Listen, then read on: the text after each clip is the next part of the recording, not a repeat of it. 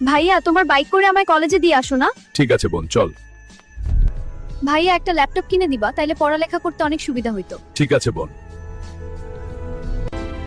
এই প্রথম আমার ছোট বোন আমার কাছে কিছু চাইছে, তারে যেমনে হোক দিতে হবে। 5000 টাকা নেন আর আমাকে একটা ল্যাপটপ দেন। 5000 টাকায় ল্যাপটপের চার্জারও পাবি না। ফকিনীর পোলা, বের হয়ে যা। একদিন এই শোরুমের মালিক হব, মনে রাখিস। যে জমিদারের 3 মাথা আলা দানবকে হারাবে সে পাবে 100 কোটি টাকা। আমি লড়বো আমার বোনের জন্য অজ্ঞাতনায়। জয়। এখানে এমন কোন মায়ের কাছে 3 মাথা আলার সাথে?